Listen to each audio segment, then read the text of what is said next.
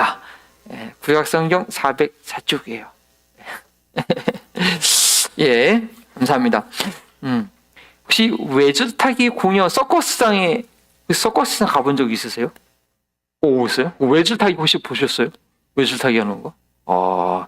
저도 어렸을 때만 가봤나? 근데 뭐 외줄타기 해보면 되게 신기하죠? 뭐 영상에서 혹시 보신 분들 모르겠는데, 보면은 고개사가 외줄을 타기 위해서 기다란 막대를 이렇게 봉을 들고 균형을 잡으려고 들고서는 자기 사람 발바닥보다 훨씬 좁은 그 줄에 올라가가지고 아슬아슬 걷는데 이 봉 때문에 그런지 균형을 잘 잡고 건너가요. 물론 엄청난 훈련을 통해서 그렇게 했겠죠.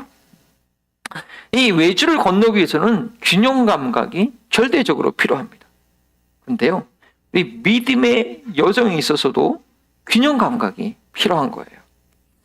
어떤 균형의 감각이 필요하냐? 하나님의 절대 주권과 인간의 자유의지 사이에 이 균형 감각이 있어야 해요. 바른 선택을 한다는 그런 인간의 책임뿐 아니라 내 선택을 넘어서는 손길이 있다는 사실을 동시에 붙들어야 하는 것이죠. 우리 남은십자가 제자교회는 교회 이름에서부터 이 뭔가 사람의 결단을 강조하는 좀 이미지가 있습니다. 십자가를 지고 제자가 되어야 한다. 그러나 그것을 가능하게 하는 하나님의 은혜를 또 우리 간과해서는 안 돼요. 균형을 잡아야 되는 거죠. 물론 요즘 교회들이 믿는 이들의 그런 책임을 강조하지 않고 하나님의 주권과 은혜만 강조하면서 그 안에서 안주하려는 분위기가 그게 좀 대세인 것 같아요. 그러다 보니까 저희 교회가 좀 우리 교회만이라도 좀 균형을 맞추고자 좀 이쪽을 강조하지만 저희도 너무 인간적인 책임만 강조하다 보면 은혜가 없으면 그저 사람의 의지를, 사람의 양심을 고양하는 그런 일반 윤리 종교밖에 되지 않습니다. 그래서 조심해야 돼요. 하나님의 은혜를 우리가 알아야 돼요, 사실은. 균형을 잘 잡아야 되는 거죠. 다윗은 계속해서 도망자의 삶을 살고 있습니다. 지난번 이야기에서는 사울에게 노출될 위험을 무릅쓰고 어느 동네 사람들, 캐리 사람들, 아니요, 이 그일라 사람들을 구출해 줬는데 어떻게 돼요? 이 그일라 사람들이 비겁하게 다윗을 이 사울에게 넘겨주게 생겼어요. 그래가지고 하나님의 음성 듣고 다시 그 그일라를 포기하고 광야로 정처 없이 떠돌아다니는 신세가 되죠. 그러나 이 모든 일련의 과정들이 어떤 과정이었어요? 하나님께 묻고 순종한 것이었습니다.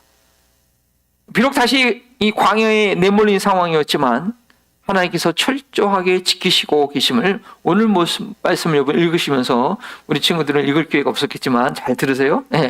이것을 알게 되었습니다. 알게 됩니다.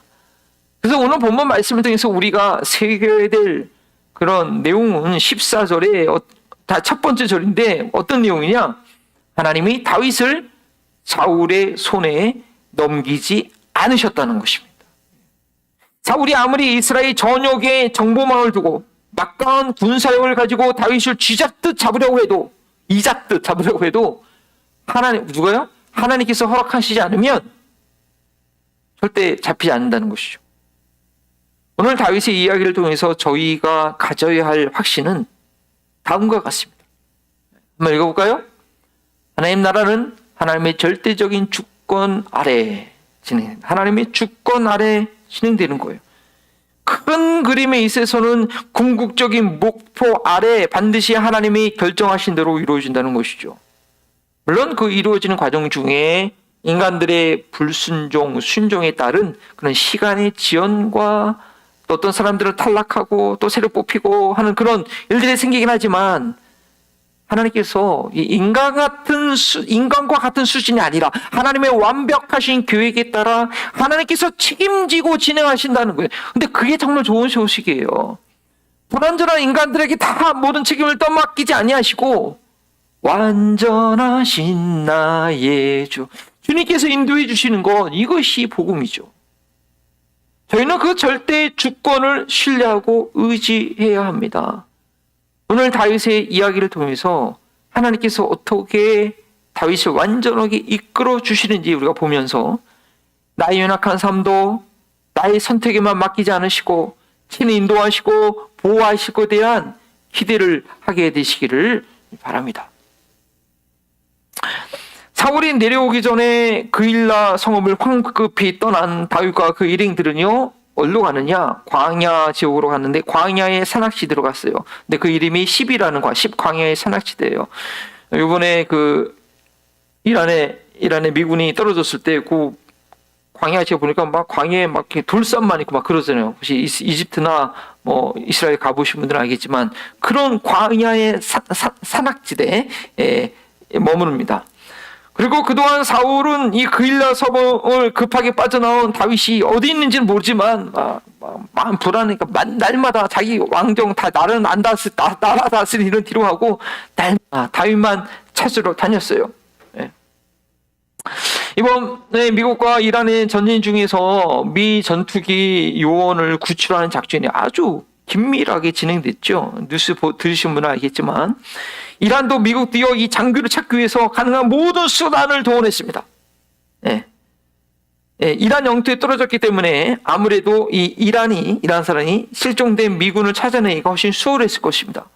민간인들까지 동원해가지고 총세적으로 이란의 사막과 산악지대를 막 사사시 뒤졌습니다. 이 미군을 확보하기만 하면 전세가 완전히 뒤바뀔 수 있는 상황이거든요. 그러니까 미국에서도 뭐 어떻게 해서든지 이 사람 찾으려고 막 총력전을 벌였죠. 마치 사울이 다윗을 찾는 것이 이와 같은 상황이었습니다. 그일라에서 멀리 가지 못할 것이라고 예상하고 모든 병력을 동원해서 찾았는데 찾지 못합니다. 왜요? 14절에 말씀하시기를 하나님께서 허락하시 않으시니까요. 그리고 그 이후의 모든 내용들은 어떻게 사울이 자신의 모든 힘을 동원해서 다윗을 잡으려고 했고 또 하나님께서 다윗을 피하게 하셨는지에 대한 것입니다. 15절에 사울이 자신의 정보를 가지고 다윗이 있을 만한 곳을 물색하며 출동하면 15절의 내용은 다윗은 금방 그 사실을 알아차리고 다른 곳으로 피합니다. 그일라에서도 그랬고 오늘 25절의 마온 광야 상황도 그렇습니다. 사울은 모든 정보를 가지고 다윗을 찾으려고 해도 그 소용이 없는 것은 그 즉시 하나님께서 사울의 움직임을 다윗으로 하여금 여러 가지 통로로 알게 하시는 것입니다. 그래서 몇 번이 계속 놓치는 거예요. 그러니까 사울이 이 10 지역에 있던 사람들이 우리가 다윗이 있는 곳을 압니다. 임금이여 내려오서 잡으세요. 그러니까 그래도 그 말 안 믿고 몇 번 경험했으니까 가면 없어지고 그러니까 22절에 보면 더 정확한 정보를 갖고 오라고 그렇게 요구를 하는 사정이 바로 그런 사람. 아무리 가도 이 금방 없어져 버리니까 못하는 거예요. 사울이 아무리 자신의 왕권을 가지고 다윗을 잡으려고 해도 하나님 나라의 통치, 하나님의 왕권을 상대할 수는 없죠. 지금 비록 눈에 보이는 다윗의 상황은 지극히 미약하여도 하나님께서 절대 주권으로 다윗을 붙들고 계시고 훈련하고 계십니다. 광야에서 무방비 상태로 있는 다윗인 것 같지만 하나님께 묻고 그 인도심에 순종하고 있었기에 이 세상에 그 누구보다도 다윗은 안전한 곳에 있는 것입니다. 그러한 자신을 다윗은 27편에서 이렇게 고백합니다. 27편 그때 누가 읽어 올리셨죠? 우리 박경희 사님 올리신 것 같은데 그때 제가 이 상황이 생각났어요. 27편 1절에 뭐라고 얘기합니까? 주님이 나의 빛 나의 구원이신데 내가 누구를 두려워하랴? 주님이 내 생명의 피난처이신데 내가 누구를 무서워하랴? 3절에 또 이렇게 말합니다. 군대가 나를 치러 애워싸도 나는 무섭지 않네. 옹사들이 나를 공격하려고 일어날지라도 나는 하나님만 의지하려네. 5절에는 이렇게 얘기합니다. 재난의 날이 오면 주님의 초막 속에 나를 숨겨주시고 주님의 장막 은밀한 곳에 나를 감추시며 반석 위에 나를 올려서 높여주실 것이니. 이 다윗이 광야에서 사울이 자기를 쫓아다닐 때마다 기막히게 피하는 그런 경험을 통해서 바로 이런 시편 27편 같은 시를 쓰게 된 거죠. 인간의 기본적인 욕구 중에서 안전의 욕구는 아주 본능적인 것입니다. 안전이 확보되어야 무슨 일이든지 할 수 있죠. 어디가 안전한 곳이며 무엇이 있어야 안전하겠습니까? 집이 있어야 안전합니까? 집에 총기가 있어야지 안전하겠습니까? 집에 미국에 있는 사람들 안전을 위해서 다 하나의 총씩 갖고 있는데 그래서 제가 4년 전에 길거리에 이 펜날 하나 붙여가지고 시편 우리는 활과 그 활을 의지 않고 여호와 이름을 의지한다 이거 써가지고 제가 이렇게 사고를 해서 서 있었던 적이 있었어요. 총기 싸움 하도 심해가지고 우리 아이들이 막 그때 반대했었는데 뭐 사람들은 총이 있어야지 뭐 그 동성애 관한 것도 편에 써가지고 막 그런 때가 있었어요. 지금은 안 하지만 무엇이 있어야지 안전한가 그런단 말이에요. 예. 그렇지만 하나님의 손 아래 있어야 합니다. 하나님의 계획 아래 있어야 합니다. 도망자와 같은 삶 일정하게 거주할 곳이 없더라도 당장 다음 달에 어떻게 될지 모른다 할지라도 다윗처럼 하나님께 묻고 하나님과 수통하고 그 하나님께 순종하는 삶이라면 천만 군대가 나를 둘러싸인다 할지라도 어떤 빗쟁이들이 나한테 달려온다 할지라도 어떤 빌이 나한테 날려온다 할지라도 두려워할 게 없는 거예요. 예수님께서 저희에게 이런 믿음을 가르쳐 주셨습니다. 우리 함께 읽어볼까요? 참새 2마리가 한 양에 팔리지 않냐? 그러나 그 가운데서 하나라도 너희 아버지께서 허락하지 않으시면 땅에 떨어지지 않을 것이다.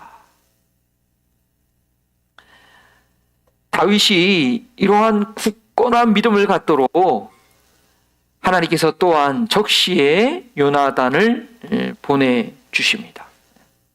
사울이 그렇게 찾고 찾으려고 해도 다윗을 만나지 못했지만 요나단은 광야에 있는 다윗을 쉽게 만날 수 있었습니다. 저희는 종종 내가 어떤 정보를 확인하려고 하고 또 내가 누군가를 찾아 만나보려고 애쓰면서 내 스스로의 안전을 확보를 할 때가 있습니다. 그러나 저희가 정말 힘써야 할 것은 하나님과의 교제이며 확인해야 될 것은 내가 하나님의 계획 가운데 지금 잘 가고 있는가입니다. 다윗이 광야 이곳저곳을 피해 다니고 있을 때 사울의 추적을 피하긴 했어도 사실은 외롭고 불안한 것이 현실입니다.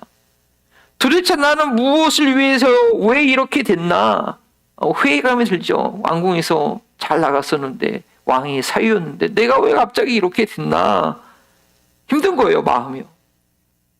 그럴 때 요나단의 기적과 같은 방문과 격려는 다윗이 언제 끝날지 모르는 이 피신 생활을 끝까지 견딜 수 있는 힘이 되었습니다. 다윗을 만난 요나단은 17절에 2가지 내용으로 다윗에게 용기와 힘을 줍니다. 17절 보십시오. 첫 번째는 왜요? 두려워하지 말라. 두려워하지 말라. 사울이 절대로 내 아버지 사울 왕이 너 절대로 손가락도 못해. 너 있는 곳에 다가가지 못할 거야. 라고 그렇게 확신을 줍니다. 인간적인 눈으로 현실을 두려워하는 것이 아니라 더 정확한 믿음의 눈으로 현실을 지금 보게 합니다. 눈에 보이는 게 전부 아니잖아요. 지금 우리가 눈에 보이지 않더라도 지금 당장 앞으로 1시간 후에 몇 시간 후에 무슨 일이 일어날지 몰라요. 정말 많은 일들이 일어날 수 있는 것인데 믿음의 눈으로 보면 지금 아무리 네가 쫓겨다녀도 믿음의 눈으로 보면 사울이 절대 너 손 못 댄다. 두려워하지 말라. 염려하지 말라. 그렇게 확신을 주는 거예요. 요나단은 그것을 믿음의 눈으로 보았고 확실히 말해줍니다. 두 번째 무슨 얘기를 하느냐? 다윗 너 반드시 왕이 될 것이다. 나는 네가 왕이 되면 나는 너 두 번째다. 내가 다음 왕세자가 아니다. 내 아버지 사울도 아신다. 네가 왕이다. 라고 얘기합니다. 하나님의 약속을 상기시켜 줍니다. 다윗이 왜 이런 고생을 해야 하는지 그 의미를 알려주는 거죠. 소망을 갖게 해줍니다. 소망이 있으면 어려운 현실을 견딜 수 있습니다. 내가 지금 왜 이렇게 고생해야 되는지 그 목적을 알면 속상하지 않아요. 억울하지 않은 거예요. 하나님께서는 하나님 나라의 확장과 완성을 위한 분명한 목적과 계획이 있으십니다. 그리고 그것은 반드시 이루어질 것입니다. 하나님은 전능하심으로 그분의 절대 주권 가운데 그 누구도 감히 대적하지 못하고 확실히 이루어집니다. 인간의 자유의지가 방해하지 못합니다. 부르심을 받아 순종하는 이들을 통해 이루십니다. 그가 누구든. 그러나 그것이 이루어지기까지는 하나님 나라를 위해서 부르심 받은 이들의 고난이 있습니다. 예수님조차도 이 땅에 사시면서는 무엇이요? 고난을 통해서 순종을, 예수님도 고난을 통해서 순종을 배웠다고 하는데 저희야 어느 정도겠습니까? 하나님 나라를 위해 부름받은 저희들은 피할 수 없는, 그리고 피해서는 안 될 고난 가운데 두려워하지 말아야 합니다. 그 어려운 가운데 낙심하지 말며 소망 가운데 인내해야 합니다. 그럴 때에 바로 그러한 용기와 소망을 가질 때 하나님의 절대 주권, 하나님께서 반드시 일하시는 것, 하나님께서 다윗을 사울에게 넘기시지 않은 그 일이 다윗의 삶에 적용될 수가 있는 것입니다. 하나님은 사울에게 넘기지 않았는데 다윗이 용기를 잃고 들어가고 절망하고 있으면 사울한테 잡히는 것이 아니라 병들어 죽어요. 그러면 다윗이 그런 믿음이 있어야지. 그 믿음을, 그 용기를 요나단이 풀어놓고 넣어준 것이죠. 하나님께서는 사울에게부터 다윗을 외적으로 보호하실 뿐 아니라 다윗이 하나님의 그 일하심에 자유의지인 믿음으로 반응할 수 있도록 요나단을 보내신 것입니다. 다윗과 요나단은 다시 한번 굳은 우정의 언약을 맺었는데 아마 지난번에 그 광야에서 들판에서 맺었던 언약과 같은 내용을 확인했을 것입니다. 무슨 내용이죠?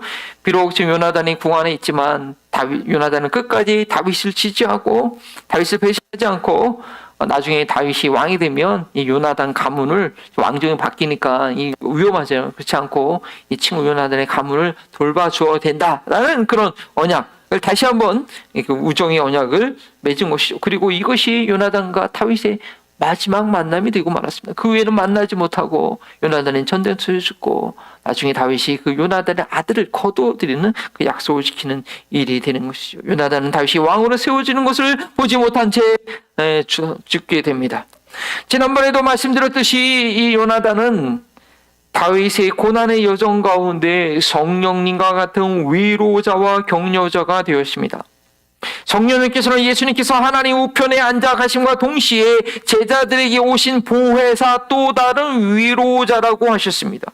예수님과 같은 위로자인 것이죠. 성령님께서 저희의 믿음의 여정 가운데 요나단이 다윗에게 했던 것 같이 저희로 하여금 믿음으로 현실을 보게 하시고 고난 가운데 소망을 갖게 하십니다. 요나단은 몇 번 말하고 떠나가고 말았지만 성령님은 우리 안에 계셔서 구원의 보증이 되어주신다고 에베소서 1장에 그렇게 말씀하고 있죠. 하나님의 절대 주권으로 계획하신 일들이 우리의 삶 가운데 착오 없이 적용되도록 우리 안에서 역사하시고 우리로 하여 기도 하나님의 뜻대로 기도해 주고 계십니다. 그러기에 사도 바울은 로마서 8장 38절 39절에 이런 확신에 찬 고백을 합니다. 우리 함께 읽어볼까요? 나는 확신합니다. 죽음도 산도 천사들도 권세자들도 현재 일도 장래 일도 능력도 높음도 깊음도 그 밖에 어떤 피조물도 우리를 우리 주 예수 그리스도 안에 있는 하나님의 사랑에서 끊을 수 없을 것입니다. 이런 하나님의 사랑에 대한 확신을 갖게 되는 것이죠. 저희가 중간에 본문을 읽지 않았지만 요나단과 같이 다윗을 돕는 손길이 있는 반면 이 세상에는 악착같이 우리를 괴롭히는 하나님의 일을 방해하는 그런 반대 세력들도 있습니다. 광야에 있던 그 사람들이 기브온에 있는 사울에까지 찾아가서 다윗이 있는 곳을 알려줍니다.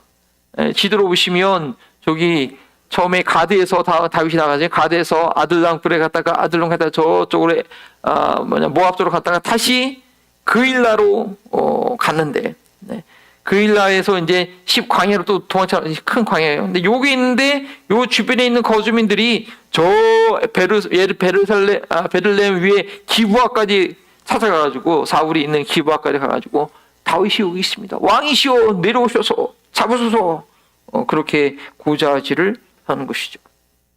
이에 바울은 부하들을 데리고 멀리 10광야까지 내려갑니다. 그동안은 어디에 있는지 모르고 온 지역을 뒤졌는데 이제는 이제 광야에 있구나. 우리가 안다. 이제 가자. 내려가는 거예요. 근데 다윗도 이 소식을 듣죠. 그리고 10광야에 중에서 그 남쪽 마온 광야의 바위 사이로 들어갑니다. 근데 여기 10사람들이 있으니까 또 사울이 이 소식을 듣고 곧바로 마온 광야로 쫓아갑니다. 지금까지는 사울의 움직임을 다윗이 파악하고 미리 움직였는데 이번에는 10광야에 거주하는 사람들이 정보로 인해서 이 다윗이 위기에 처하게 됩니다.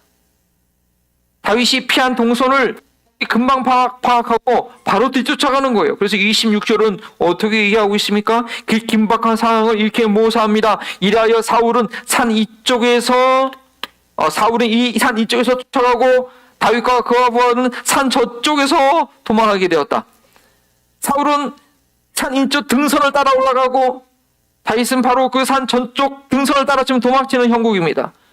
그런데 이 다윗의 광야의 돌산이요, 별 큰 산이 아니거든요. 숲이 많은 것도 아니고. 사울의 군사들이요, 이 산 전체를 금방 포위할 수 있는 상황이라고 26절에 그 다윗과 그의 부하들을 잡으려고 포위를 지금 막 하고 있었어요. 네. 다윗이 잡히는 거 시간 문제예요. 그러니까.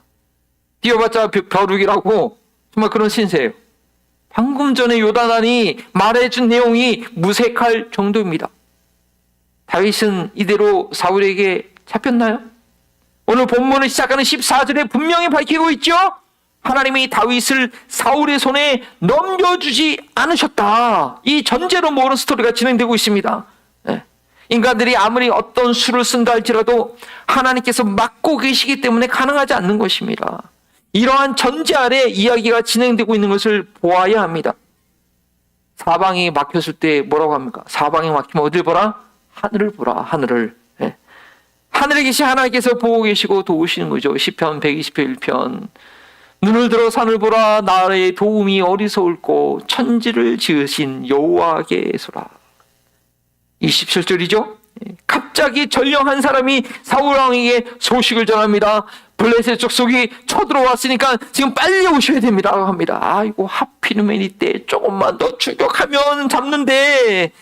근데 사울이 모든 군대를 다 끌고 나왔기 때문에 지금 이 블레셋이 들어오면 이스라엘이 쑥대밭이 됩니다. 지금 다윗이 문제가 아니고 지금 이스라엘이 쑥대밭이 되니까 어쩔 수 없이 사울은 다윗 쫓기를 포기하고 돌아갑니다.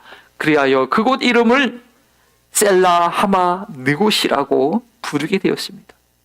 다윗이 얼마나 다급하게 건짐을 받았던지 그 순간, 그 기막한 찰나의 순간을 잊지 않기 위해서 그것을 도피의 바위, 분리의 바위라는 셀라 하마 느곳이라고 그렇게 명칭합니다. 위기의 바위였지만 하나님이 개입하시니 도피의 바위가 되었습니다. 징그럽게 쫓아다니던 사울과 분리되는 그런 바위가 되었습니다.